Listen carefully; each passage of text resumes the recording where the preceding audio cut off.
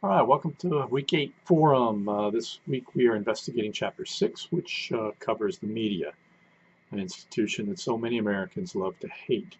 I think that you can look at a series of historical events that can help understand why people at both ends of the ideological spectrum think that the media is up to no good.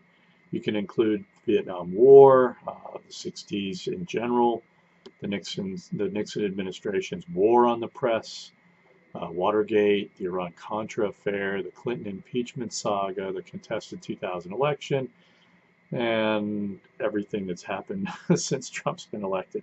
The Mueller investigation. So why is the media such a polarizing force? I think part of it is because the stakes are so high. And as one media guy, Eric Alterman, once wrote, this sort of thing, attacking the media is kind of like in sports with working the refs, and this is the sort of thing that's just sort of a natural, tendency that you want to get favorable coverage and you want to, as a politician, and one way to do that is to accuse the media themselves and journalists of, being unfair to you. The founding fathers believed that a free and independent press was so important that they ensconced freedom of the press in the First Amendment to the Constitution.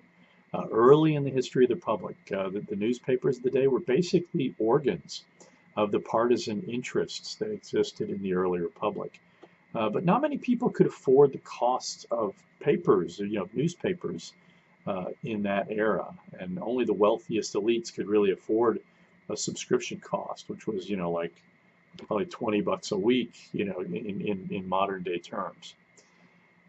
And as a result, really, you didn't have a lot of turnout, and there really wasn't a lot of political knowledge, especially in that early period of the Constitution.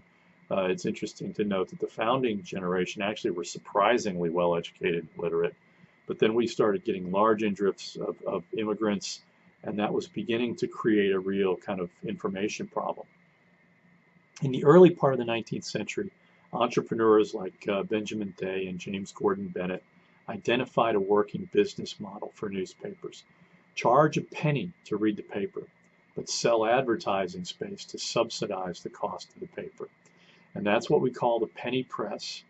And it really kind of, presaged a growing influence of the media as a political institution. Okay. I say all this to emphasize an important point. The privately owned and publicly traded corporate media have the same profit motives as other major industries. Today, the media produces close to a fifth of America's GDP. That introduces an important element of bias into the way that the media covers politics. So let's talk a little bit about this issue of bias, and I really want to emphasize this. Most Americans, when they use the word bias in relation to the media, are referring to ideological bias. It's an article of faith among conservatives that the lamestream media have a conscious and deliberate liberal bias. It's similarly held among liberals that Fox News, Breitbart, and Sinclair-owned news, local news stations programming is essentially corporate propaganda. While there is certainly an element of truth to both sets of allegations, there are other more serious sources of bias in how the media goes about producing news and about politics. First, there is the fact, again, that most media outlets are owned by huge corporations like General Electric, Disney, Time Warner, Comcast, and AT&T. These corporations have significant incentives to shape the news in ways that are congenial to their corporate parents' interests. And that is certainly a source of bias. Then there are journalists themselves. Are journalists biased? Again, that raises the issue of self-selection. Liberals tend to be attracted to the profession of journalism in larger numbers than conservatives.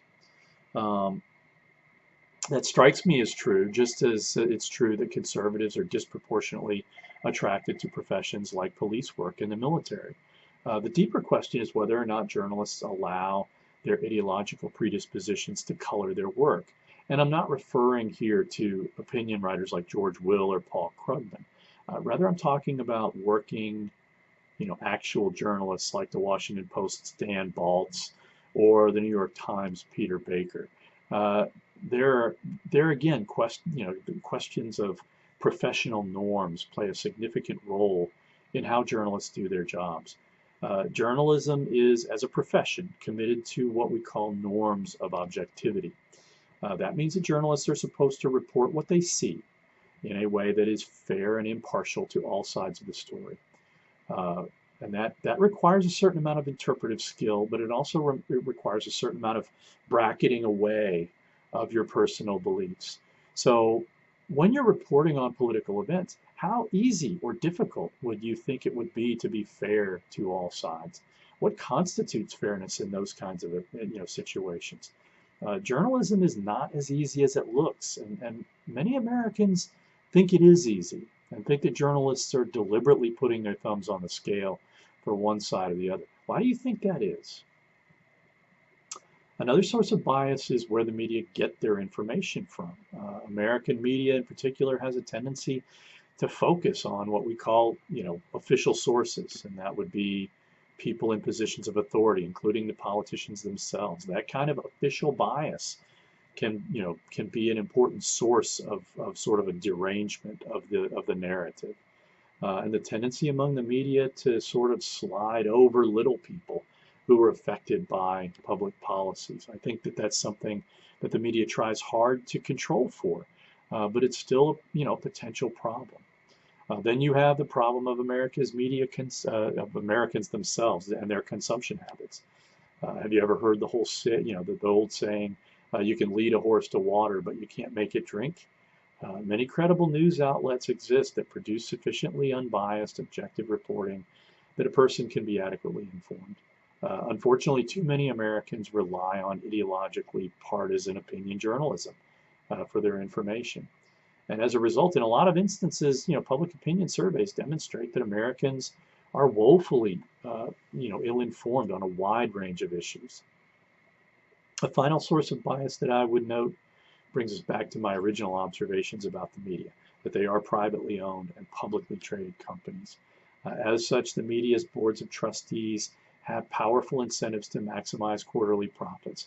That gives the managers of the media tremendous incentives to focus on ratings, on readership and viewership, and in this age of social media, on clicks, right?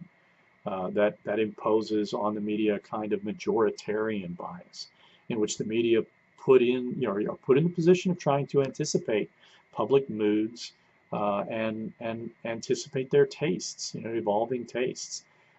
If being a liberal gets them an audience, gets them a greater audience share, then the media have incentives to rely on, to shift the news to a liberal tilt. If conservatives appear to capture the public mood and appear to be ascendant, then the media has abundant motivations to, season the news with some conservative spice. So all this bias, it drives home how essential a well-educated citizenry is to a democratic republic. We need to know how to evaluate the news, to analyze the motivations of the people we trust to tell us what's going on in the world, and to be able to identify what is reality from fake news. As a piece of advice, I would suggest all of you that you widen your net, that you identify a range of media that you regularly read. And if you're a liberal, include a couple of conservative media outlets, and the reverse if you're a conservative. That will help you kind of break through that bubble a little bit. All right.